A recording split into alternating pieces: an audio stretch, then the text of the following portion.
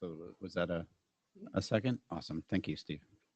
Was it a second recommendation for me, or is it No, a second note taker, yes.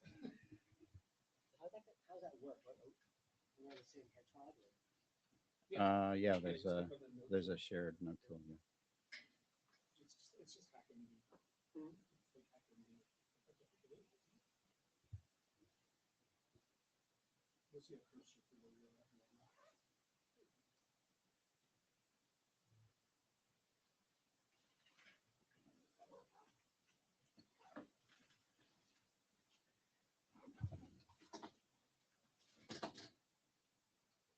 What's the agenda order?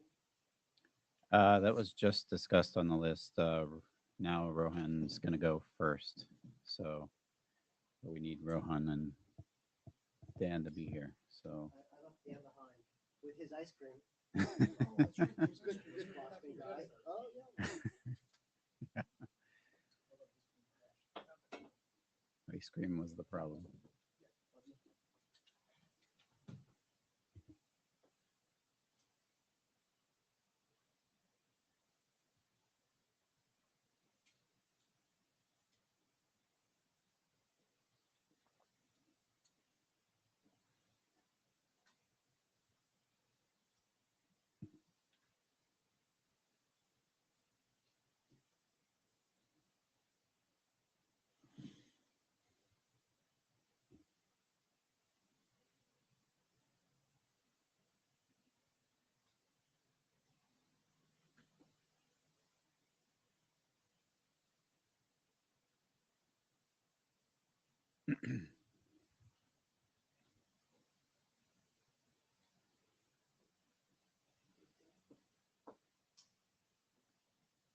I don't know.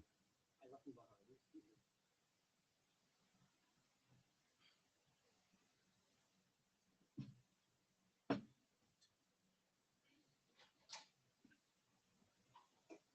Oh, there we go. All right. The first two speakers are here. So why don't we get started? Welcome to the VCON working group meeting. All of these sessions are recorded, so act appropriately. Please follow the note well. Remember, you're participating under the rules of the note well. Get to know them well and understand them. We also want to make sure everybody's participating in an appropriate way, so follow the rules of professional collaboration and create a great meeting environment.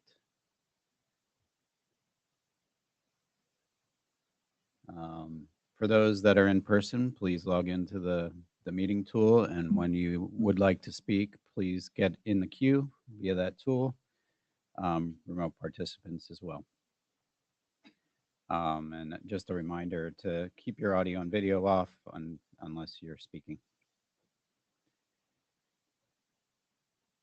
Here's the meeting agenda and details. And here's our agenda for today. Does anyone want to bash the agenda? Any additions, modifications? I have a wrist slap to deliver. Okay. Please get your agendas in on time, and also please get your slides updated better than 90 minutes before the meeting. There are people who need to prepare ESL things ahead of time, and they have no time to do that if the two presentations come in that close. So in the future, please do better than that. Yes, thank you. Good reminder.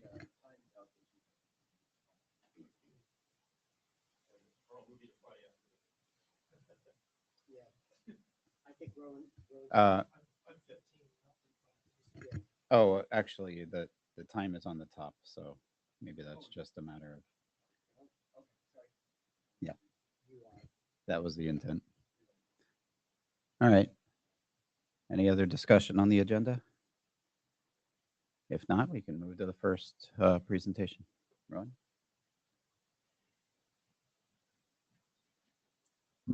Hi, I'm Rowan May. I'm active in the Mimi working group, and I prepared a draft showing how to take Mimi instant messages and express them in VCON. Next slide, please. Okay, so two main use cases that I envision for instant messaging.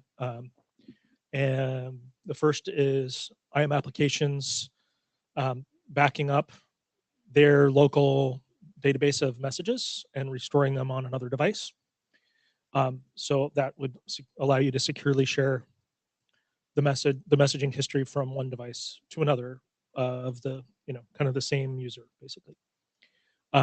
The other is, I don't know how many times you've been in a group chat with a group of 3 or 4 people, and someone said, "Oh, we should bring in, such and such. We're going to go add, add this person," and they add that person, and then if you're using insecure thing like Slack, they can just go and read everything that you said, including, I don't know, should we add Joe? Like, I think Joe is kind of an idiot. They can read that, right? In other protocols that use end-to-end encryption, often you don't get to see any of the history at all. And so wouldn't it be nice if you could say, all right, the admin says, I'm going to catch the new people up by giving them messages up to this point. This would be a way to do that. Next slide, please. So I added a bunch of new fields. Basically, there's a top-level room object for like a group chat is equivalent to a room in Mimi. Added some new fields to the party object. Added a bunch of things to the dialogue object, and the ability to express the sort of multi-part concept in Mimi using VCON without sort of further translating into multi-part MIME. And then also describe, but didn't fully flesh out things having to do with changes to a dialogue, like room metadata changes, like somebody changes the title of the room or changes like an avatar for the room or something like that. Participants changing their identity, participants joining and leaving, participants adding or removing clients, and then possibly moderation events. Finally, I had a section about attachment handling. So the only one of these that isn't actually, doesn't have an example is this section about the room metadata and participant identity stuff. I can add that in another version if people like the way this is going. Next slide, please. Okay, so there's a room thing at the top level.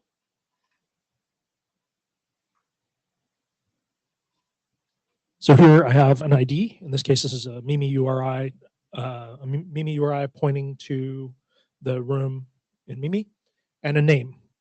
Then I have a list of parties, and I don't know if you can see well, but I kind of highlighted each of the 3 parties here with a different color.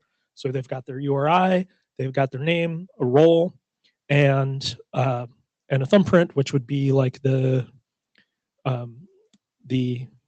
JWK thumbprint, or some kind of a thumbprint URI that would be able to identify the private key, the public key of that particular user. So if Alice had multiple devices, you could have the name Alice Smith in multiple places, the same IM URI, but the thumbprint URI would be different because it would be a different device or a different client of Alice's.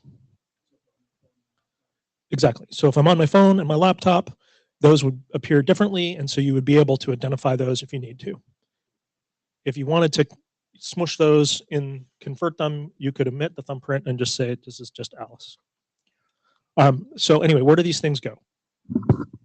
So this is the 0th, 1st, and 2nd item. So the parties here lists all the parties that were ever in the conversation during the duration that the period that the VCON covers. And then the originator, of course, is the specific, the originator of this message is the first one there. Next slide, please. Mimi has a bunch of fields in it that were added to this VCON and translated into JSON that allow for different relationships to be expressed among dialog objects. So here I have There's an example section in the draft which shows all of the examples that are currently in the Mimi content draft. So this one is the sort of original first message in a chat. This one is a reply, and you can see here this is in reply to. This red corresponds to that message ID there. This one is a reaction. Again, this is replying to that, and it has a disposition of reaction. This one is an edit, so this has a replaces, which replaces this. It's still in reply to that message. So there are a lot of relationships among messages which are discussed in Mimi content, and you can express those in the VCON expression as well. Any questions before I go on here? Next slide, please. Okay, one of the things which, because the Mimi content format is using a binary format, it doesn't use multi-part MIME, and so there are no, you're expected to understand the lengths of bodies and not have why am I spacing on the name? The thing that a content ID refers to, the boundary markers. It doesn't have boundary markers, and so being able to sort of natively express that, I went ahead and came up with a particular way of doing that here. So inside of a dialog object, if you only have a single embedded part, you can put a MIME type, an encoding, and a body, just like is expressed when you do an email in VCON in the base document. If there's only one part, then this thing in Mimi called a part index is 0 for that part, and you can omit it. If you have a single embedded part or a single external part, then you can put a disposition or and a language field that describes those two things. Again, those are also optional. And then if you've got multiple parts, then you do a thing. You put in the dialog level, you put a thing called multipart, and it has a part semantics. So it's what do I mean by these multiple parts? So the parts inside of a multipart, it can be choose one of these things. It can be process all of them, or it can be this is a thing which represents a single unit. So these would be comparable to multipart alternative, multipart mixed, and multipart. Anyway, it says what these things are in the Mimi content draft, but there's a correspondence logically between those functions that are in the multipart types of the multipart media types and in Mimi. Because multipart contains multiple parts, each part has a part index. So here's an example where I have a choose one semantics. And so I have an English and a French version where I have a hello and bonjour. Okay. So I've got a part index for the top thing and part indexes for the inner parts. Next slide, please. All right, the last thing that I worked on was how to use VCON attachments. So we have this concept of an external part in Mimi content. So I send somebody a message and I send them an external part. It has a URI. They can go and download this content later. It has encryption information about how to decrypt it. So here is an external part. It says this is an MP4 file. Here's the URI, the size, description, file name. There's a content hash. And then I have used encryption algorithm 1, which is AES 128. Here's the key. Here's the nonce. There's no AAD. That's how you can go and fetch and decrypt that. So I can store that even if I've never decrypted this message, or if I've never downloaded this attachment. Now, once I have fetched it, if I want, I can represent that in a VCON by representing the attachment as a VCON attachment, or representing this file as a VCON attachment. So I have my attachment, I have a content hash here, I have the MIME type, file name, encoding, body. This would go on for ages here. Yay, base64, not really. So the content hash can be used from inside the dialog to go find the content hash inside the attachments. And this dialog object ref can be used inside the attachment to find the dialog and specifically the part that it refers to. So here I have this dialog object ref is a message ID URI. So MID : the message ID. So that corresponds to the message ID here. : part index. So this, in this case, in this example, this is 0 because it wasn't nested. But if it was nested, I could go to an arbitrary part index at anonymous.invalid. There's my message ID. So that's how I reference, that's how I get from here back up into this message. There's also here, this is probably not a great name for this. I'm open to new names, but I have a thing that says cached true, which was designed as a sort of a flag to say the content isn't here, it has been downloaded already, go look for it somewhere else, like the attachments.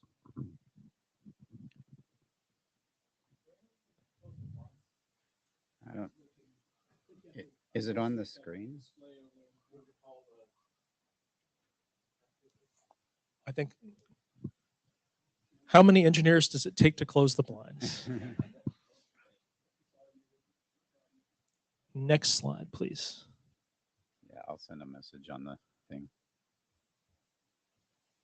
Okay. I think Murray wants to say something.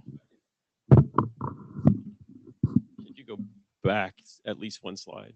Maybe I can pick it off there.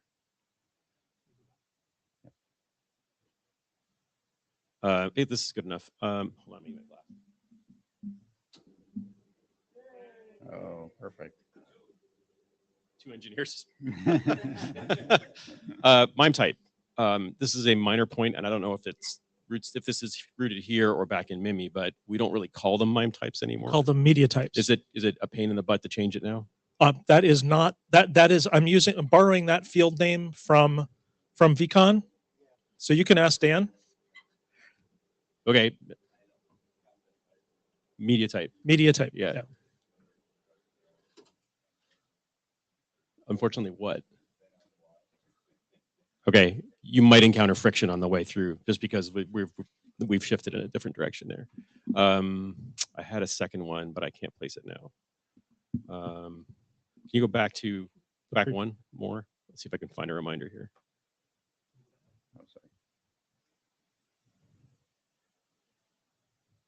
sorry. Yeah, so the choose one. Mm-hmm. How do you infer how I'm supposed to choose one? Okay, so I got to, because I defined this in MIMI content, I got to define it my own way, which was the receiver is allowed to do whatever they want. Okay. So there is, feel free to go look at in MIMI content.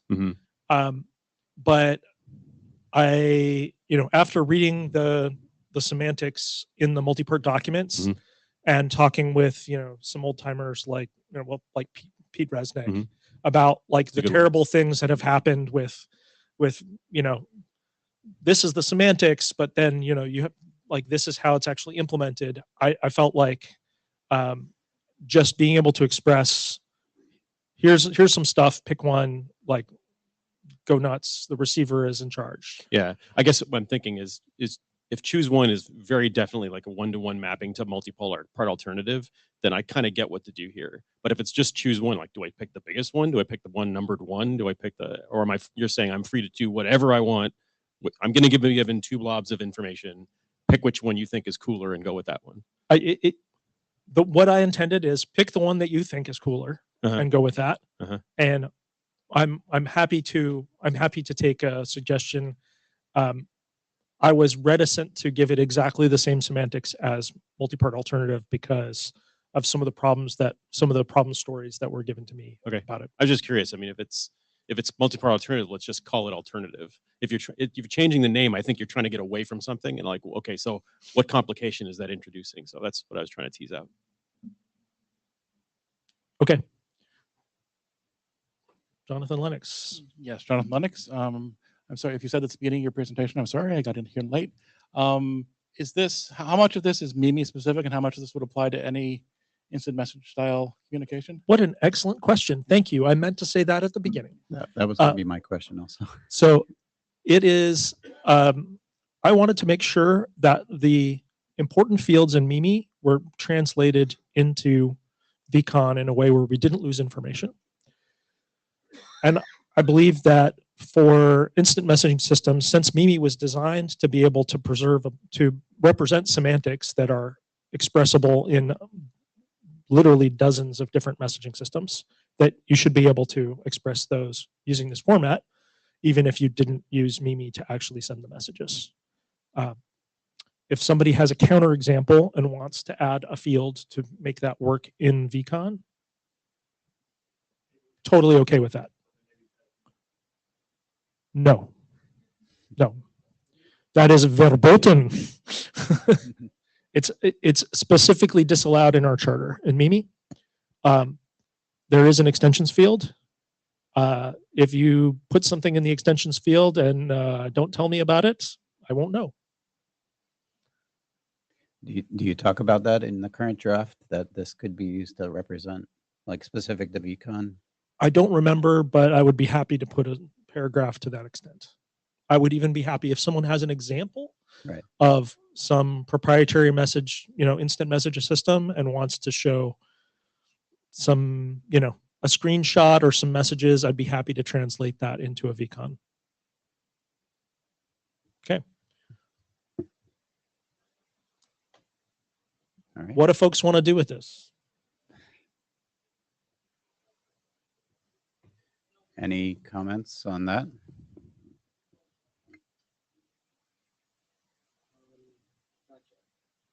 I mean, I guess the first question is, could I have a show of hands of people who like this and would like me to make a new version of it that adds additional stuff?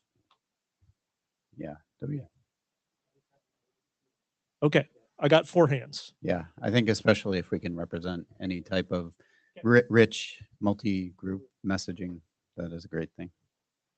Actually, I can probably just save this to line them up there with my slides. But I mean, this is in the charter, right? There were the use cases for contact center, instant messaging, and emergency services, right? Were use cases that are in the charter. Yep. Great. Thank you, Ron. Dan, you're up.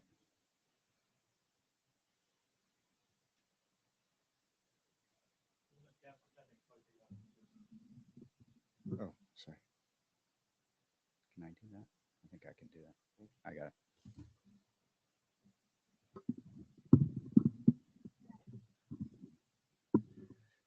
it. My name's Dan Petrie, and I'm going to talk about the container draft. Next slide. Sorry. So what things we're going to talk about, I'm going to talk about use cases update. I'm going to talk about some things that we found at the hackathon here this past weekend, changes from the OYO draft, and some issues I'd like to discuss and get input on. And then I'll show you my list of to-do still. Next slide. So use cases, as I mentioned, contact center and instant messaging and in the eCred emergency services kind of centers were in the original list of use cases that we put into the charter. So, I've gone through, I think, pretty much hashed through Jonathan's contact center use cases, a couple edits still I need to do, but I mean, I think all the metadata is in there now. It just needs maybe a little better definition on two things I need to get some information from Jonathan on. And now we have this great new a draft from Rowan for instant messaging. And what I'm here also do is try to solicit somebody to write a draft for emergency services. Hey, anybody working in the emergency services out there? A coach who apologizes that he couldn't make it. He had a Okay. conflict. Well, and I think we put it in the note. Oh, do we have a note taker? Yes. We do. Okay. We have two. We put it in the notes that Brian's committed to write it. Right, next slide. I did have a couple things, just observations in going through. I didn't have any details. I mean, overall, I love Rowan's draft. I thought this is some great content that we need that we can add pretty easily. Just a couple high level observations. In terms of consistency, VCON does a hash one way, or shows a hash one way. And Mimi does it another way. Do we want to try to resolve that? Should we change that in VCON so that it looks like Mimi? Are we okay with doing two different ways of doing that? So that's kind of looking for some input on and comments on that.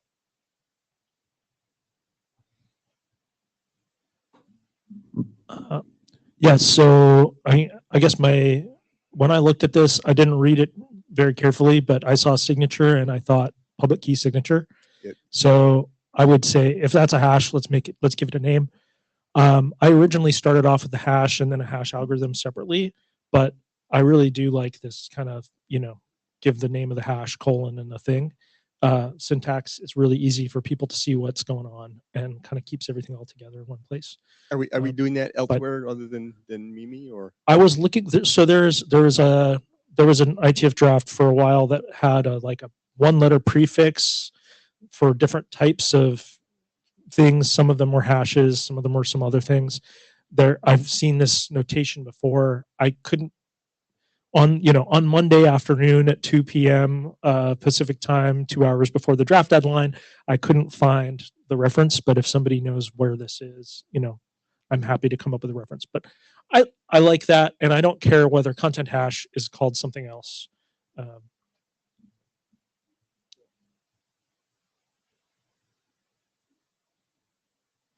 Yeah, no, I'm plus one on Thomas Howe.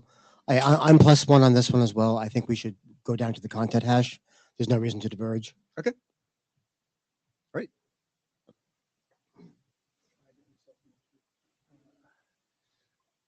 I didn't get myself in the queue. I'm sorry. I apologize.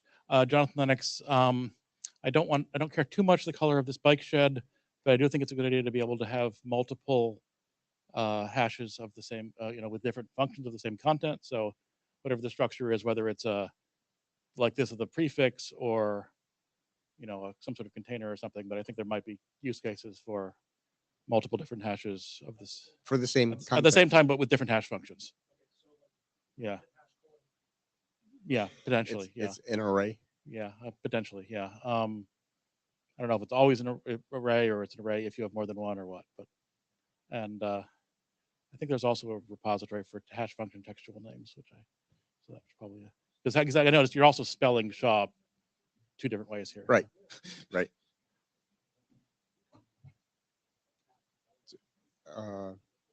Tom, you're in the queue. Were you done? Okay. Yep. Jeff. Jeff is next.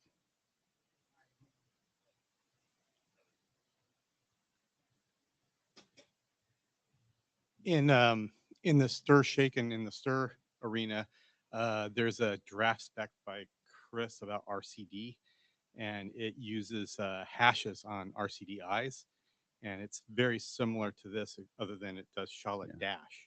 Yeah, I've seen that in a number of places as well. Yep. Yep. Steve? Yeah, can you add some in the Yeah, Steve chat? Lasker, Data Trails. So you might have seen, so Docker containers uses the embedded one, so that's probably where you Right. might just see it a lot. And so just a vote for one and consistency would be my preference. Yeah, I'm not sure there's a spec around it, but Not- it's not- very much convention. Not in ITF. There is a spec under Linux Foundation and OCI. Okay. Drafts. There is a Okay. spec there. Well, I'll figure out a plan and we'll do one way. All right, next slide. Nice. And then the other kind of thing that struck me, just looking at high level, is you know, in VCON we were using camel case. I'm sorry, snake case, and Mimi's using camel case. I assume that's coming from Mimi. Like, is that right?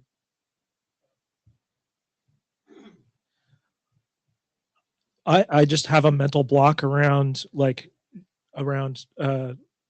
adjusting to several different case conventions. So my typical behavior is I write something in camel case, and then before working group last call, I run a linter that goes and puts everything in the correct case convention. So But, well, I mean, my apologies. Is Mimi already camel case or I don't even know. oh? That's how much like I don't care about case conventions. Yeah, no, I just wanted to bring up the obvious and see if there was any you know, if we were doing both in the same thing. Is that anybody gonna gripe about that? The names in VCON should use the VCON case convention. Okay. Whether or not that is the same convention as used in Mimi, because Mimi right. is CBOR. So Good enough. CBOR doesn't have case conventions per Right. se. Right, good enough. Okay, thanks. That's all I said. I only had some high level comments on the meme, Jeff. But thank you so much, Rowan, for putting that together. I'm going to talk about the hackathon we had this past weekend. We've got a new Rust implementation of VCON. Woo! And we did some further exploration of redacted and in implementation and actually in some discussion. We actually at the hackathon did a lot of good kind of design discussion, not a lot of coding, but you know, I think we solved some good problems, and I mean, and understood some good things. I'm going to get into both of these in more details: the redacted and the exploration of the appended cases. But here's Python VCON repo that did the implementation for the appended or started the appended, and there's a redacted implementation in there as well. Next slide. Changes from 00. So the top three here, the CBORD, CDDL was removed, added application and interaction type parameters, removed use cases, a description from the introduction. That was all comments from Vancouver, the Vancouver VCON meeting. So, and then I did a bunch of other edits. I won't go through all the details here, but added some more examples, updated things, and you know, maybe this we'll call out the adding the UUID to the JWS and JWE forms of VCON was useful to have that when handling the object, because you don't, you know, if it's encrypted, you don't know what's in it, and you want to be able to label the thing so that you can, you know, you can use it. And so I added the UUIDs to those,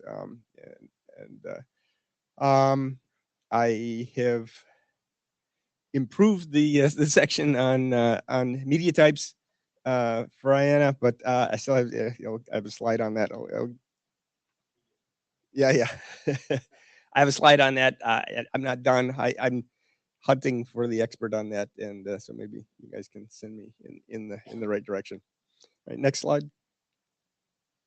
So this is getting into what we discovered in implementing redacted.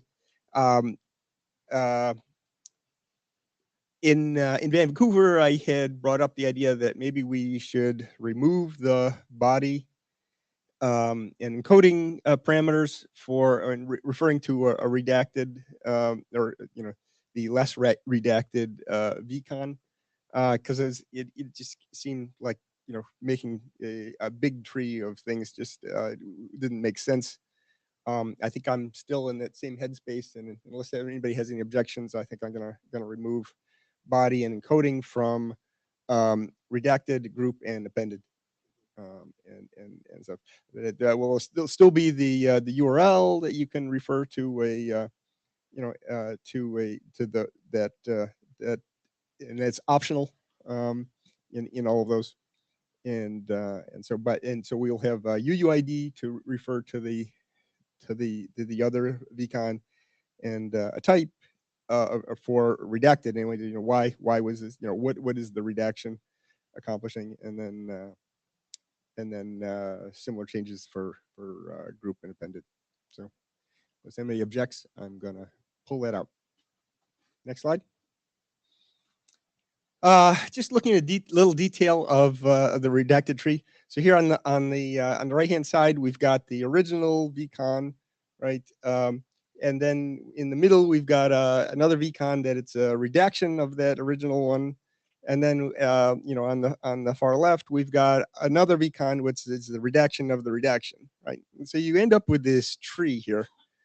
And some of the discussions, especially with like the SCID folks and others, what was requested, can you do the next slide, was the ability to point to the original, right? So you don't have to traverse the tree, which may be encrypted, may be minimally signed or something like that. So it's not easy to necessarily to traverse that tree. So it came up with this addition to the redacted object is to have the UUID of the original VCON, or the least redacted VCON that we know of. And so I just want to put that out, see if anybody had any objections to that. Looks like no. Cool. Oh, wait. Keep free to press the button. If original is not present, does that mean that the one that's enclosed is the original, or does that mean you have to walk the tree?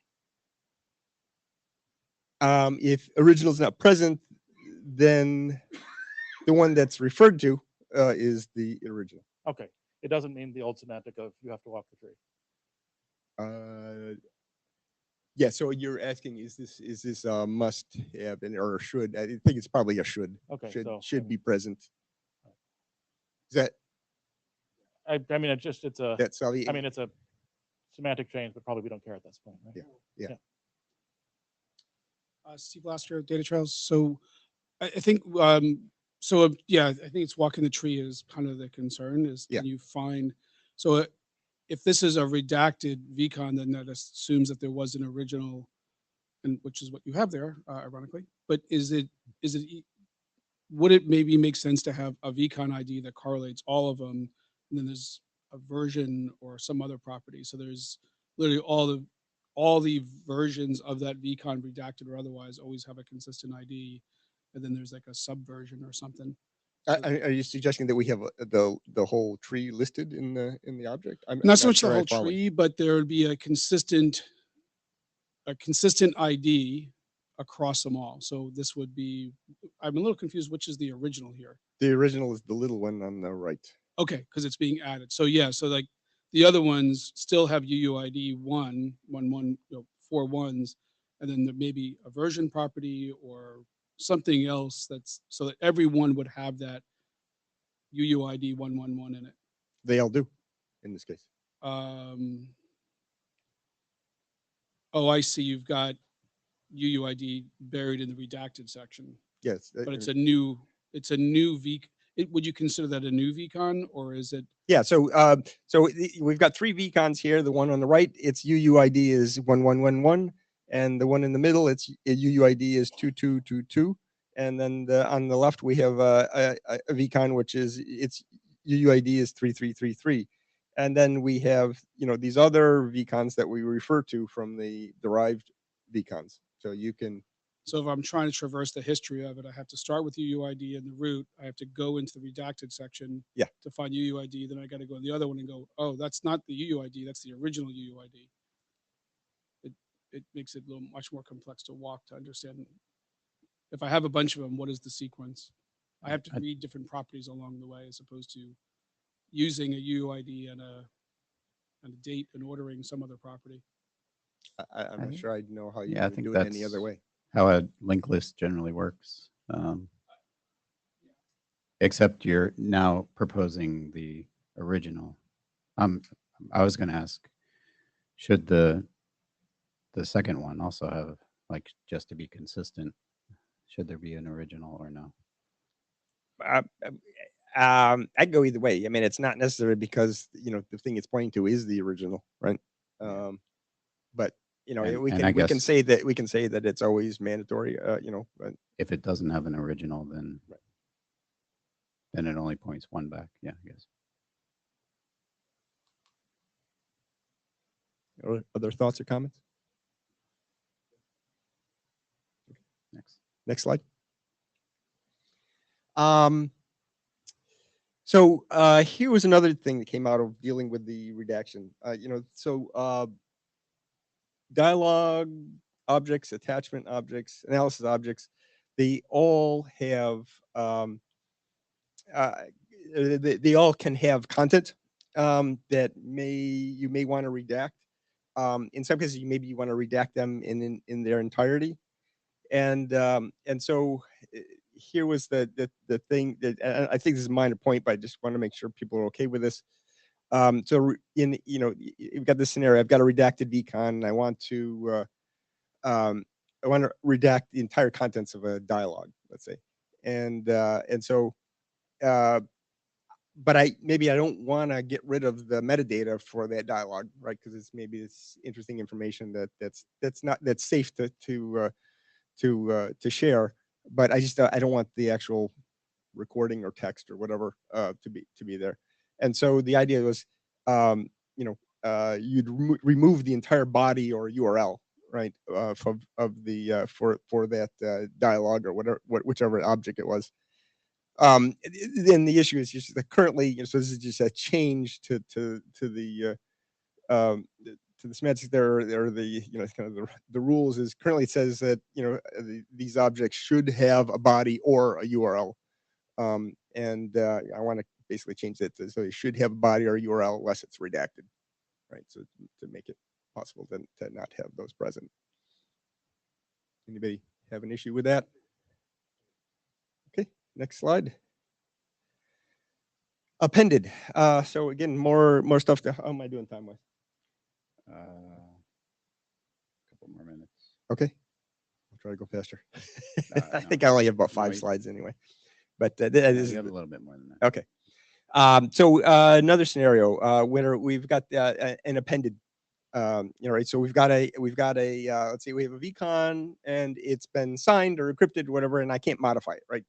And so I want to add stuff to it, and so I create a new VCON and I refer to the original, say this is an appended of that, and I so what does my new VCON contain? Originally, I've been thinking that this is incremental content, like, so I add a new dialogue, so I put another dialogue in my new VCON, refer to the original one. But it starts getting awkward when I start referring to indices, like in Ron's example, he was referring to indices for different items. And so when I say, index number 3 of the, the third dialogue, I have to go look at, my whole dialogue tree to see how many dialogues do I have in total and which VCON is that in, if I do the incremental thing. Deep copy, I don't really like, because now I'm copying all this extra data that can add up in terms of size and things like that. So in discussion, we thought, okay, what about a shallow copy with some placeholders for the big things, right? The objects, the dialogue, the attachment, the analysis. And so can I have the next slide? And so here we get on the right hand side, we've got our original dialogue, with UUID 111, and it's got, or I'm sorry, the original VCON, and it has 2 dialogues. It's text message, one from Alice, one from Bob, and then that gets signed, and I can't modify that anymore. So I create this new one, the appended on the left. It's got a new UUID. And and we've got a appended object in there, so we can refer to the original, 1111, and I add a new dialogue to this in my appended, and so I've got a third dialogue, and then you could go to the next slide. And so I've got these two placeholders for the dialogues in the prior version, whatever. So this was one idea that I thought was more acceptable. People have thoughts, comments, suggestions on that? Hi, this is Thomas Howe. So my thought is that when you're sending a VCON across the network, part of the problem that we're solving is once the VCON arrives at the far end with the data it contains, you can't go back across the network and get more of it. Mhm. And so when you append a VCON and you send it across the network again, I think we have to at least have the capacity of identifying what was appended and having the rest of it in there. Because we can't guarantee, from a practical standpoint, that we have the original on hand. Right. I mean, my original, I can't, if it's signed, You can't change it. my signature is not, on my, the signature in the context of the new Mhm. appended one is useless unless I can also get the original, right? Unless you send all of it. Yeah, I mean, it's in both of them. Right? It can't be. Can't be one or the one other. It thing. has to be both. Right. Okay, thank you.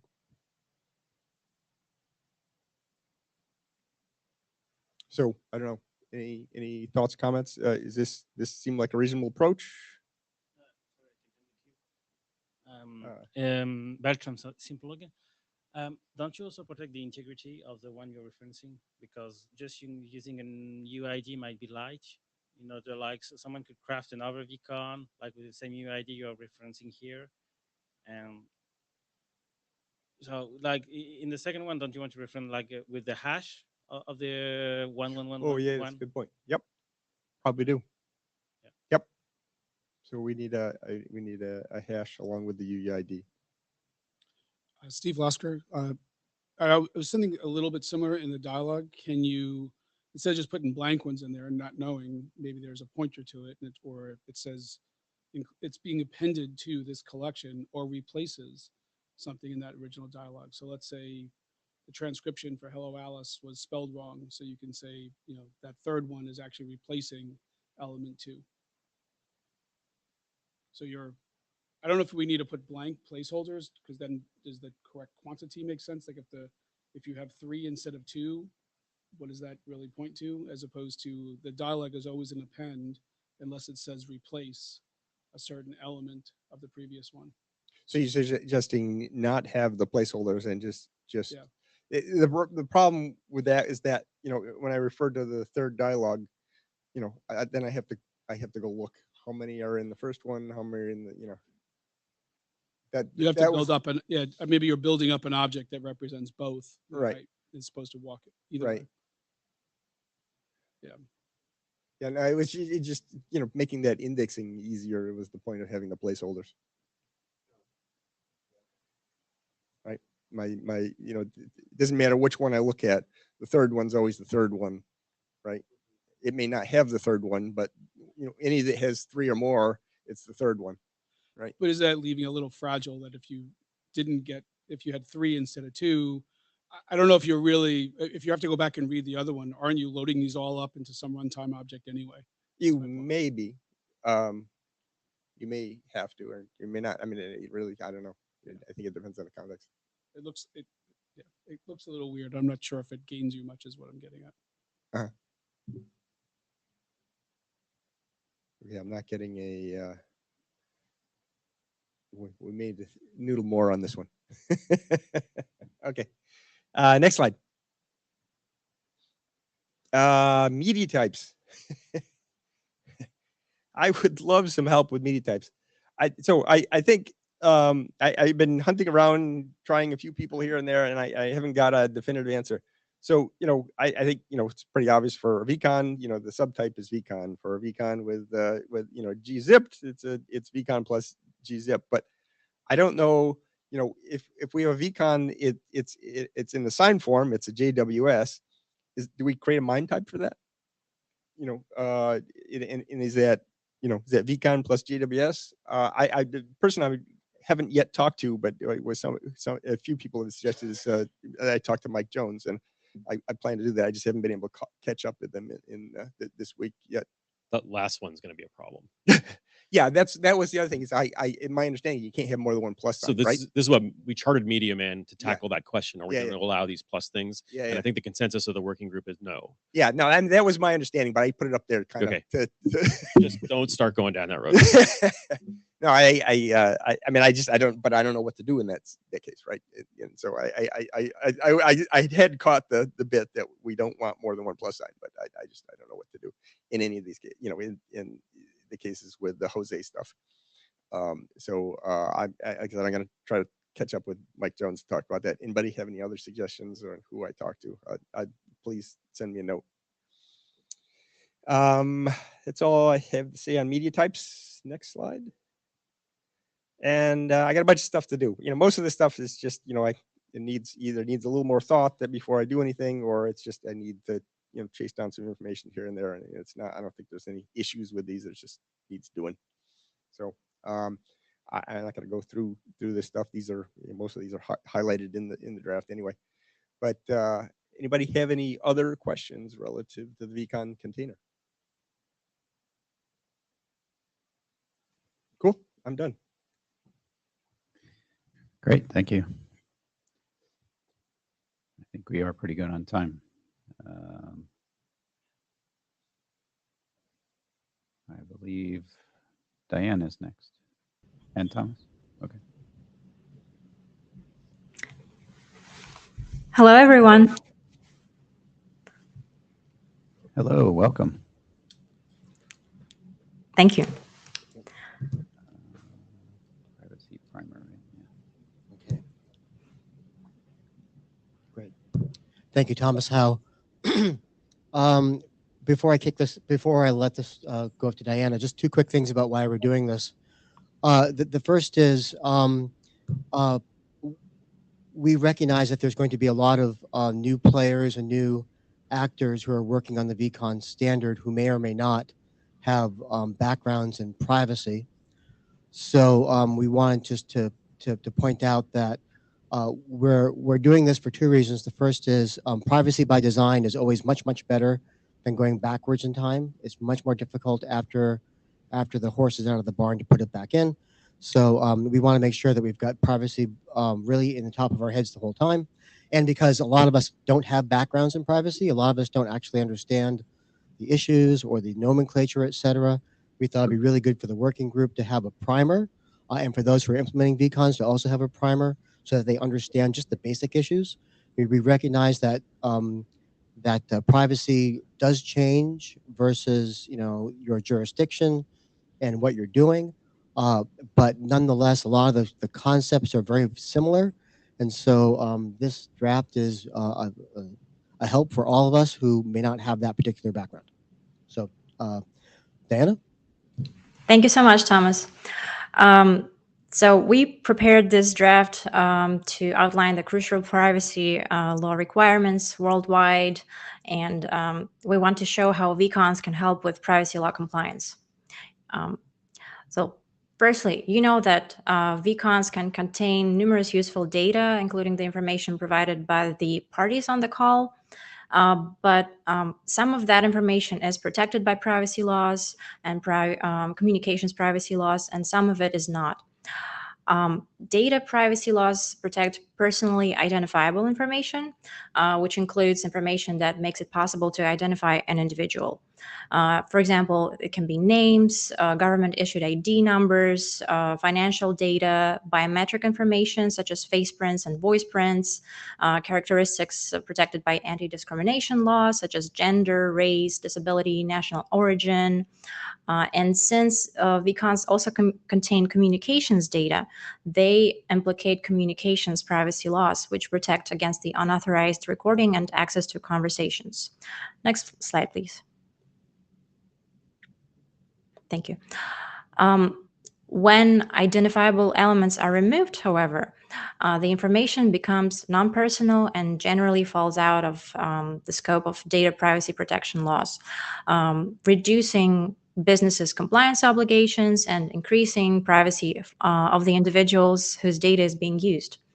And there are usually two main ways to remove protected data, either by de-identification or anonymization and data aggregation. As you can see on the slide, there are several ways to achieve that. And sometimes there are risks of re-identification, which also must be mitigated. Next slide, please. While the specific techniques for redacting text, audio, and video are beyond the scope of the VCON protocol, VCON offers a straightforward way to redact personally identifiable information. This includes the ability to remove the personally identifiable information from text, audio, video, and transcripts, or remove segments or entire recordings that can potentially be used for voice or facial recognition. And it is crucial for VCON implementers to ensure that their chosen redaction techniques effectively erase sensitive data while also maintaining the overall integrity of the VCON. And VCONs should also maintain a secure audit trail of modifications, especially for redactions and additions to ensure accountability. Steve Lasker will talk more about it later with regard to SCID. Next slide, please. Data privacy and communications privacy laws are guided by similar principles, which include the following: notice and transparency, which means that organizations must clearly disclose their data handling practices, explain what personal data is collected and how, for which purposes, how it is used, stored, and shared, and how consumers can exercise their privacy rights and what rights they have to that data. And parties to conversations must usually be notified if their communications are being recorded. Consent. Organizations must often obtain data subjects' consent for collecting, using, storing, and sharing personal data. And different levels of consent may apply to different kinds of data and in different jurisdictions. Sometimes consent can be must be express prior. Sometimes it can also be implied and still comply with the privacy laws. Sometimes notice is enough. It all depends on the data, what type of data we're talking about. And you can read more about this in our primer. And in some jurisdictions, call recording requires all parties' consent, such as in California.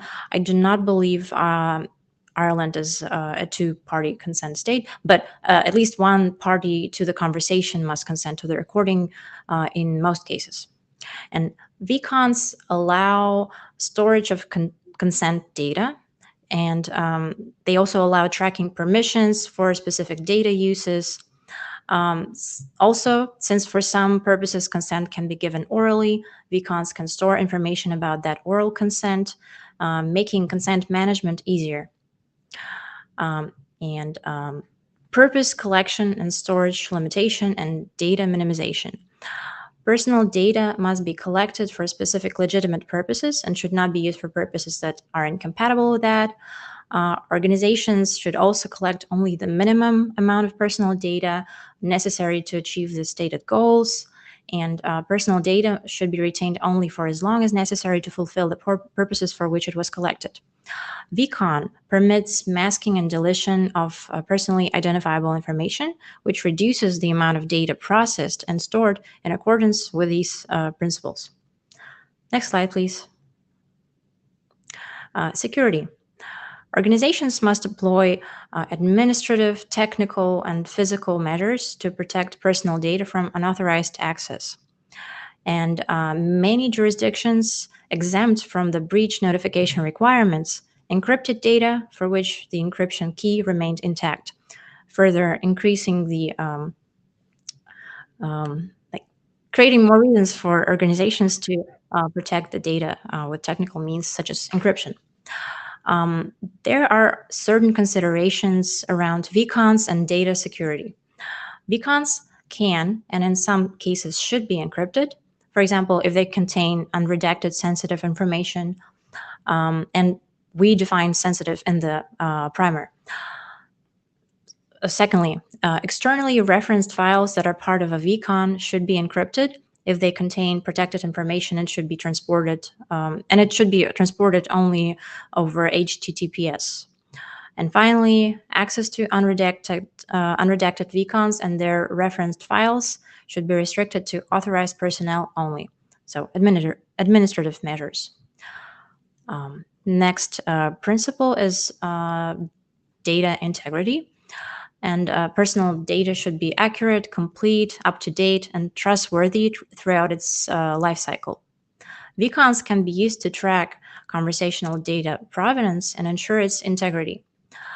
Before a VCON leaves its original security domain, it should be digitally signed to prevent alteration. And each domain should sign the VCON before transferring it to maintain the chain of trust. VCONs can also be used with SCID to ensure provenance. And Steve, we look forward to your talk on SCID. And finally, on this slide, record keeping. Many organizations are legally required to maintain accurate logs of consumers' profiles, data decisions, data usage, including sales and marketing campaigns, and instances of data disclosure to third parties. Besides, some communications must also be preserved for compliance purposes in certain industries, such as banking and healthcare. And the ability to keep a record of the call's contents, metadata, and attachments in a single container makes VCONs useful for record keeping. Next slide, please. Finally, across jurisdictions, individuals tend to have certain rights regarding their personal data. Firstly, consumers have the right to access and correct their personal data held by organizations. And individuals also often have the rights to make choices about their data, such as to have their information deleted, also referred to as the right to be forgotten, the right to port their data to a different data controller, the right to opt out of certain data practices, such as the sale of their data, profiling, targeted ads, and automated decision-making. And in many jurisdictions, organizations are required to promptly notify the affected individuals if a data breach occurs. These rights require organizations to be able to quickly find what data is being held and associated with a particular person.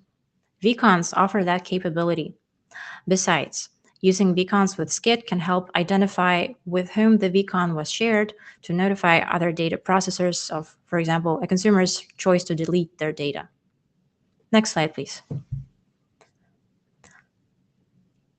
And while VCONs are not a silver bullet for privacy compliance, they provide a robust framework that can significantly simplify and strengthen your privacy compliance efforts. And the effectiveness of VCONs can also be furthered with the use of other protocols because VCONs are compatible with them. And for example, VCONs can be used with SCID. And by leveraging VCONs, organizations can more effectively navigate the complex landscape of privacy laws worldwide while maintaining the value of their customer data and customer conversations data. Thank you. Thank you, Dania. Any comments, questions? I'm curious that you did submit a individual draft on these things. Is it meant to be informative? Is it meant to become something we work on? Obviously, policy-related things have interesting implications. Could it be a set of requirements? Is there an intent for it? I defer to Thomas. Yeah, thank you, Thomas Howe. Yeah, I didn't. So I knew it was important to communicate, I'm pretty sure that we should have this in the front of our minds as we're designing it. I think it's a good reference for those who are working on it, but it's not a spec, right? So I'm not sure where it goes in the IETF pantheon. So I'm looking for a bit of guidance around that. Yeah. I don't know if Murray, you have any Maybe comments Murray here, could but give us some. we're just saying what, this talks about policies and other things around privacy, and obviously is that something we want to consider as a group, but in terms of any documents that might come into the working group. Is it to be adopted? Is it not to be adopted? Is yeah. it informational? It's not on the standards track. I could maybe see it translating into like some, or requirements. So if it's a best practices kind of thing, it could be part of the standards track. If it's merely these are things you should think about when you're engaging this protocol, informational, I think. Right. I'm thinking about how we've done this in the past for other things. It really depends on the form that it takes. If it's a small bunch of things that are attached to the protocol, just make it part of the protocol. If it's here are a bunch of things you should think about in privacy that don't have specific ties to protocol, make it informational. But it all sounds like it's in scope, so I don't think that's the problem. Informational as part of the working group? Yeah. A working group draft? Yeah. You can make any status document. Right. Thomas Howe, thanks for that. I guess the one thing I really would like to actually to point out is, the IETF has access to a lot of people who know a lot about this kind of stuff, and I'm hoping this is going to be a very widely deployed protocol. I'd really like to have others in the organization have a chance to look at it and comment and make it, make sure we didn't make any mistakes with it, because it might, inform a lot of people. So, right. I guess one question maybe it would be good to clarify is, are a lot of you mentioned international, where an international standards group, maybe different jurisdictions have different privacy laws, and there might be some sticky issues in there. I'm curious how much was thought about when writing this document. yeah. So just like the VCON itself, the intent was to provide a toolkit that's going to fit into the various regimes and jurisdictions that it's going to land in. So it's not an attempt to say what is, but it's an attempt to be enough of a survey that we have a good feeling that wherever it's going to go, we didn't get it very wrong. Yeah, that makes sense. Dan?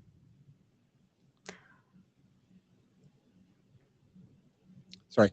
I mean, I definitely see a few requirements for the container draft.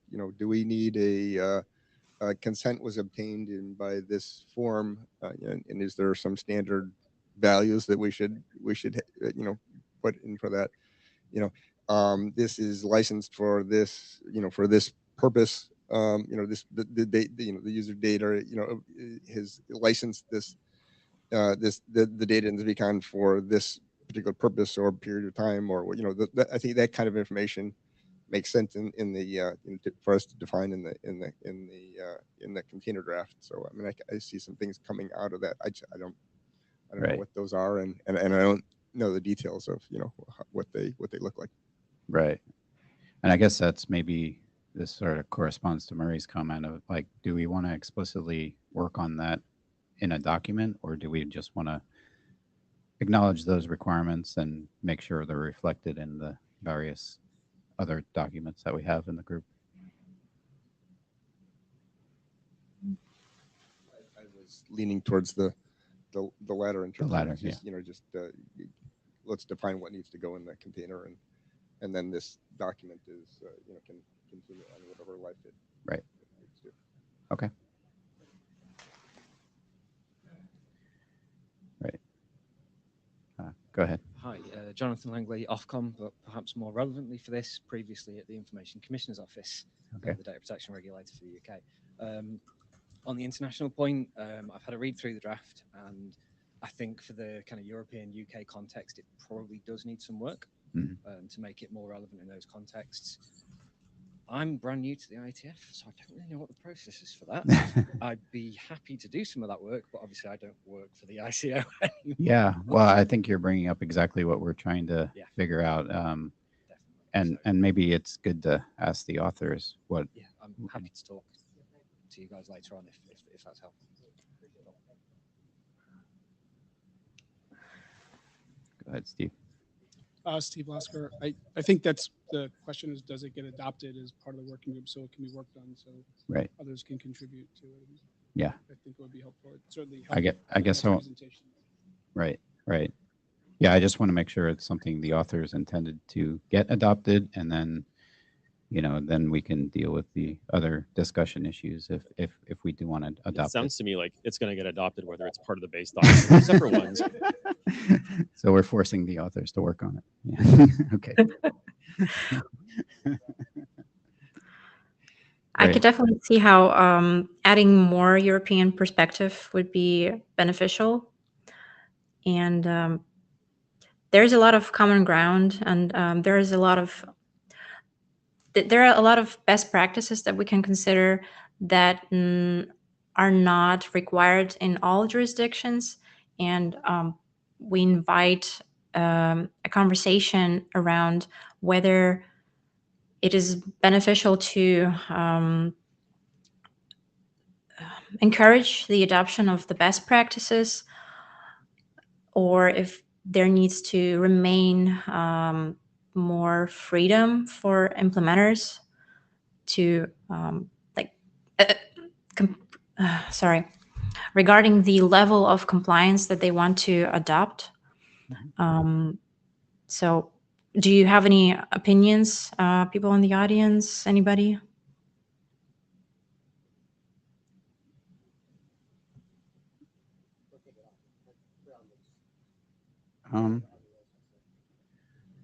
We have a little bit of time if you want to discuss it now, or either way. I mean, I think those are exactly the questions. So if we are going to adopt it as a group, we can only bring in the opinions of, the folks that are reviewing it and providing input. That's the way it works here. So we can get to consensus on what we feel is the right path forward. I think this is a super interesting topic, especially for a format that is recording personal information. So I'd love to work on it as a working group, but that's my personal opinion. John? John Gita, Data Trails. If I understood the last point correctly, the question of leeway and so on, two conflicting thoughts. What I would ask the authors to consider including is, I think we shouldn't require any idea of best practice because there's no such thing, and it just puts people off. Equally, especially as this is supposed to be an interchange format, if we don't show how to do it correctly, including the verbs we want people to use and the labels and the things, it will just be a mess. So I think it is making a bit of extra work, but I think we'd have a considerably better outcome if we have some informative sections of the document that say, well, if you want to do this kind of best practice for a right to be forgotten or a data subject access request notification or something, this is how you do it, just so that people don't make the wild west of random data all over the place. Yeah, I tend to agree with that this is an informative document to talk more about the requirements of privacy into VCON versus, implementing it is going to be a whole nother thing, I think. Great. Tom, do you want to add anything? He said he's good. Thank you so much. Thank you, Diana. Appreciate the presentation. Great discussion. All right, I guess, Steve, you're up.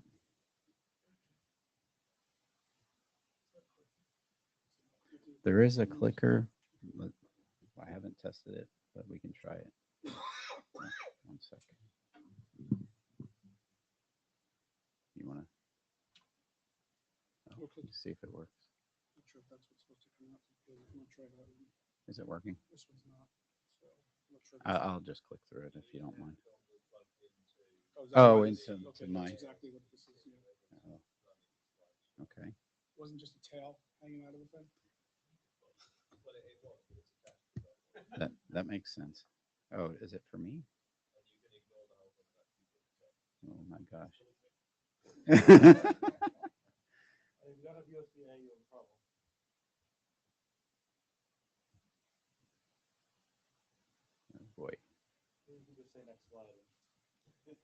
There we have the presentation though. All right, see if that works. There we you go. Okay, great. Okay, so hi, Steve Lasker from Data Trails. And as part of the skit work, we've been working with Thomas and Dan and some others, and then recently met Diana at, where did we meet her? Was it just the last? Oh, Boston, that's what it was, at another summit. It seemed much sooner than the last IETF. So I wanted to talk a little bit about, in fact, this slide is, these next two slides were meant to summarize what Diana just presented. And in the spirit of what to do with that document, we've been thinking about how do you implement well, all the privacy aspects that come out of that document. And SCID is a great way to record a history of what was said when at a point in time. And you can put lots of information who was shared with, whether it was redacted and all that, and we'll talk about that. So that document actually was very informative to put terminology and phrasing and thoughts around how to do exactly what I'm going to show in this presentation. So I won't read through all this because this is really just a repeat of what Diana just presented. But part of it is, what is the life cycle of a VCON? Because and a lot of this comes down to, what do I want to share and when do I want to redact or revoke my consent? So in this example, we have, well, we'll say it's a dealer network, such as what Thomas's company does, and they're making phone calls and they call into another company. And I've just put a telco in there as an example. And that telco is there to, on the trunk line, just record the call and hand off the most basic information. They would record that information on SCIT to say, this is what I captured, and what goes on SCIT is very minimal. It's just a hash and to prove what was done. It's not by any means a duplication of any of the PII data. So that information is shared with a data controller, such as VCON GPT, for instance, is another company, and they go and add, they add a transcription.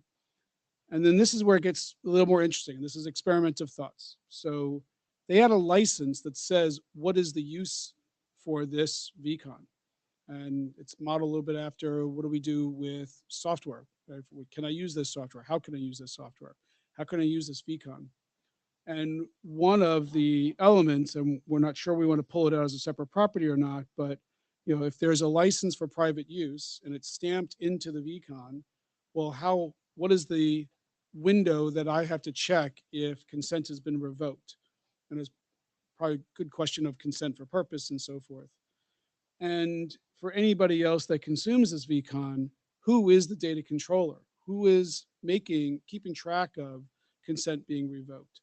And for any of the parties of the VCON, who do they contact to express that they want consent to be revoked? Because in this case, we already have two different companies that this VCON has moved on to. And what you're seeing at the bottom is a second entry, and this is part of what I was referring to, is there some kind of correlation ID. So in SCIT, we have a property called a subject, a header value called a subject, and that's a correlation ID. So if it's the original VCON ID all through that, that's fine too. And the payload that's recorded down there is the hash. It's just meant to be some kind of hash that is provable to be what is it that it's referencing. So now that same VCON is now shared with one or more parties. So for the data processor, and again, I'm using Stralit here, they've consumed this. And because there's a license specified in it with a consent lifetime and a data controller, then they basically are saying, I adhere to this license. And if they're not adhering to the license, then don't take possession of the VCON. So this is all hashed in there. It's all sealed. That's provable that that's the obligation that they are adhering to by taking possession of it. And then they might want to improve it again. So they might add sentiment. They add, based on the information that came from the telco, they know that that phone number is this lead in their CRM system. And it's tracked as updated. So then they go on and do magic with that, right? The whole point of a VCON is not just to record at a point in time what was done, but I want to leverage that to do interesting information. So they're going to process the transcriptions of all of those VCONs to know, are their customers happy? What are their customers seeing as a pattern? And so they go on and they are calling back to Gavin here in my corner, who made this initial call. And Gavin's like, great, this is awesome. You found me a car, you found me whatever. And they're not upset, but they're just like, I found the car. I don't need to be communicated for this VCON anymore. Please stop. Like, just, it's good. You could call me for other things, call me for service, call me for another car for my son. But for this particular conversation thread, I want to revoke my consent for its particular use. Now, VCON GPT was labeled as the data controller here. So that's who gets contacted. And then they would express that revocation to those other companies. And when we say, how is it communicated? That's where it gets kind of interesting. We can see, I think, yeah, I've already recorded it on here. So that fourth VCON was put on SCIT. So it's sealed on a tamper evident log. VCON GPT can't say later that they redacted something that they didn't actually redact, and or consent revoked.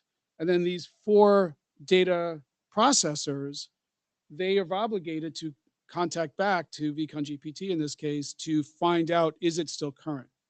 Because they agreed to that when they took possession of it. So they now know who to go contact, and they can, because it's recorded on SCIT, we know that it was actually done as opposed to VCON GPT lying or any of those parties lying about it.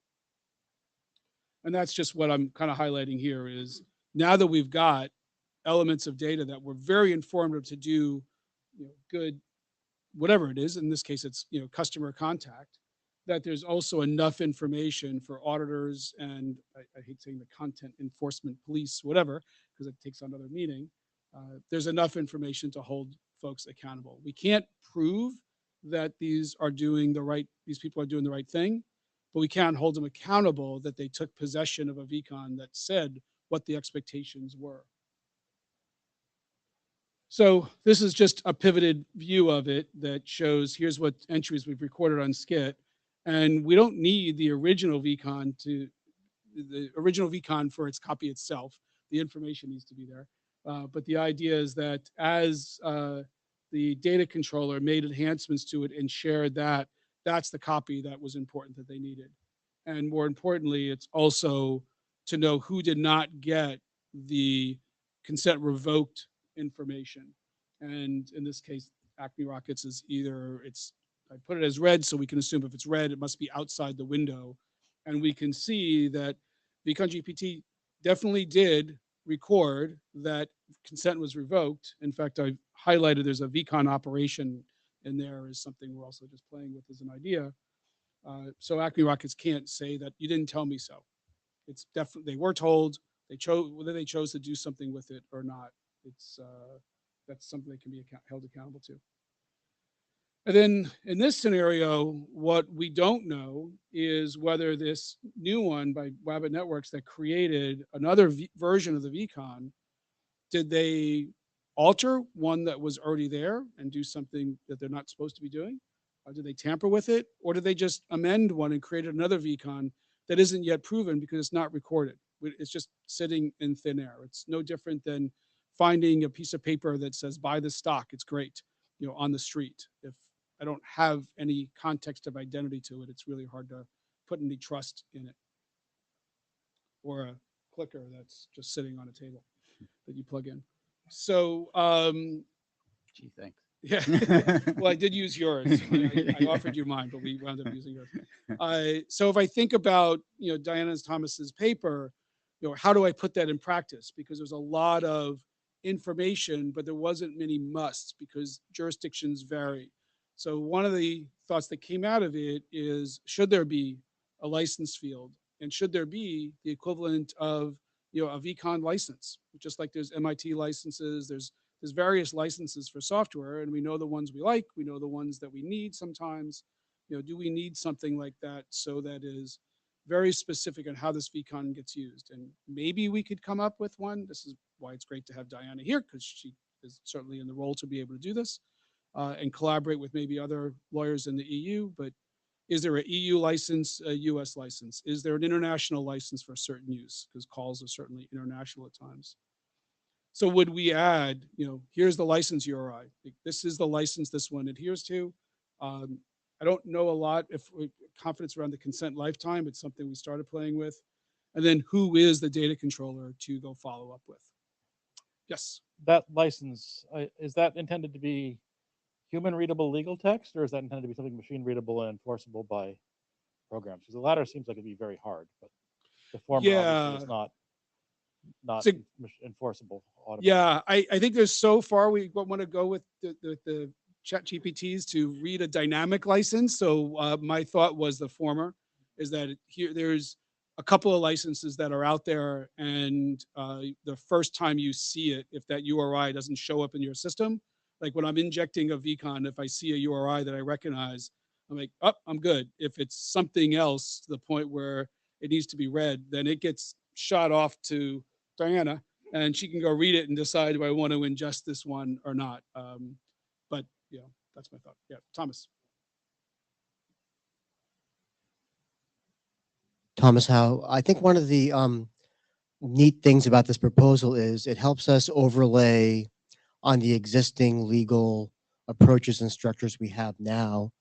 And so I agree with Jonathan. It might be really difficult to make them digitally readable, but what a great idea. But at least to be able to point to this is the expectations of the stuff, because from my perspective, one of the biggest problems with consent now is that it's gone from consent yes or no to consent for purpose that can be revoked. Yeah. Right. And that's much more subtle. And the requirements of what you're signing up to is at EULA level, basically. But we understand how to do that from a legal perspective. So I love the former, not the latter. I think it makes a lot of sense. And for the data controller, I think that's a really great field. The thing which I trip up on the data controller is how you identify that data controller. That's an identity issue. So I admit that, but that's where I kind of get tripped up. But it's a great idea. Yeah, while coming up to this, that's exactly why I put it in brackets, identity. So we happen to be at a good place to figure out what that should be. But if we can't identify an entity by some information in a payload, then I can't believe we can't find somebody here. Yeah. Jonathan Langley, Ofcom again. I could talk about a lot of different potential opportunities to this, but I just want to focus in on the consent one. One of the things to bear in mind about consent in the European and UK context is that it's only one of the lawful bases for processing. So there are a number of other bases for processing that organizations could rely on. Consent is only one of them. It's actually really, really hard to do. Generally speaking, it's best to avoid it. But I think there might be more utility in saying, what was the lawful basis that was applied to this conversation? Oh, so how was consent applied in the first place? No, because it wouldn't necessarily be based off consent. You might not have asked for consent at all. Right. Depending on what your lawful basis for processing was. So there's a whole bunch of stuff that would need to be unpacked there to kind of really get into the detail. But I think if consent was in there, then saying, is the consent still valid? Absolutely. But you need that first step of saying, is the lawful basis that we're applying here consent? I think retention might be retention is what you're thinking of there, really, in that consent lifetime. So what I'm hearing is the most of what you're talking about, or what would be, I was thinking was being the license. Like, this is how I acquired consent. This is the consent. This is how I'm going to use, because consent is just one part of it. And then the purpose of the consent lifetime was, and I don't particularly like the name of the property, but think of it as when you, and I don't know about in the US, if somebody calls me and I say, take me off my list, take me off the list that you called me, aside from they hung up before I finished saying that. When it works, they're given like 24 or 48 hours to put it through their system before the phone calls and emails should stop. The thought process there was, when it's communicated, I don't expect Thomas to immediately stop processing it, because it might be a batch process in the night. That was the intent, that if I'm calling back to the data controller, I have to, once the data controller announces consent has been revoked, and this is to your point, I think oversimplified. What is the burden of them to get that information and act on that information? That was what that is, because the value probably wouldn't be in, maybe it is in the EULA. The EULA says, the license says specifically, but the thought was, can I use one license and add a value in the field for what gets applied in this specific use? Yeah. That was the thought. And That- again, that it's makes very sense. early.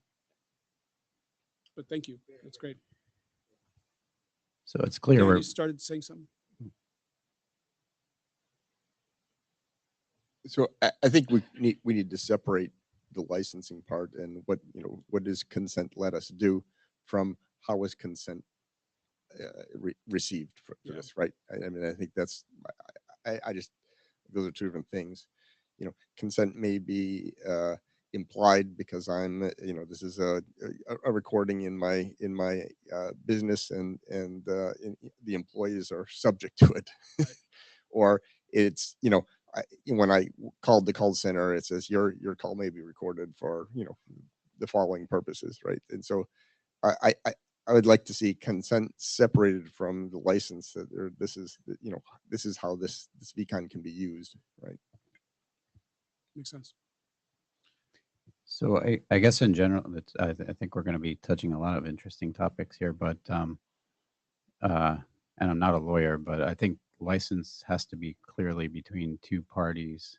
And the example that you brought up, like do not call list, that's enforced by the FTC regulation, which is different than a license. So I think we need to think through, like, who is the part, the license isn't going to be with a standards body or something like that. We need to think about, if you're signing up for, how is that enforceable? How, Mhm. or is it a aspirational license, or is it, things like that. So I think we definitely need to think a lot about those things before we define what a license means, and who is giving consent to whom, and if we go down this road of doing things. Fair enough. Cool. Great. Thank Thank you. you. Oh, Diana Oh, got yeah, in the you- queue. Maybe she wanted to comment on what I just said.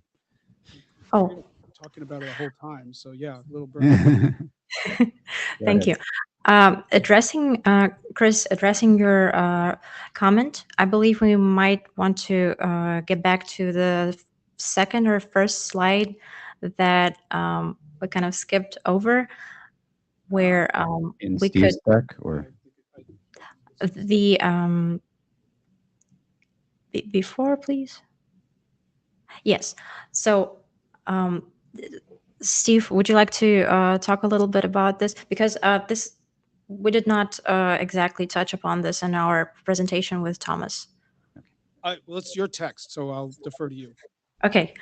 Thank you. So speaking of the licenses and the agreement between two parties, under the GDPR, the California Consumer Privacy Act, and a lot of other personal data privacy acts, businesses that collect and make choices about personal data and share that data with others for whatever purposes. It can be for help with data processing. It can be selling that data to marketers, and some other purposes. In these jurisdictions, data controllers must enter in agreements, data processing agreements with those who process the data. So that it sounds like it overlaps greatly with the licenses that Steve was talking about. Does it make sense? yeah, I think so. And maybe, so from a license point of view, it could be like a recommendation for a license that those two parties could get into, or something like that we could work on or talk about here. I'm noticing also that we're actually a couple minutes over time. Oh. So I'll add just one more thing. So Sure. the license, the text that was referenced in that license, like the actual license, I was not expecting to be something IETF manages. Okay. I'm assuming Diana's and others outside of the group would author those licenses It's Got just a place to be able to put that in it, because as I take possession of a VCON, it is clearly communicating, this is your expectation. And if you don't want to follow that expectation, Yep. you should not be holding this VCON. Because if you do, because the other side is about enforcement. If Right. you have this VCON and you didn't follow that, you've been legally informed. You are now Right. accountable. You can't say I found it on the street and I didn't know. Right. Okay, that makes That's sense. as far as I was going with the draft. Okay, signaling that you've agreed to that license and it's clear. Yeah, that makes sense. All right. Thank you, Thank you. Steve. Thank you, everyone, for your participation. See you at the next one and on the list.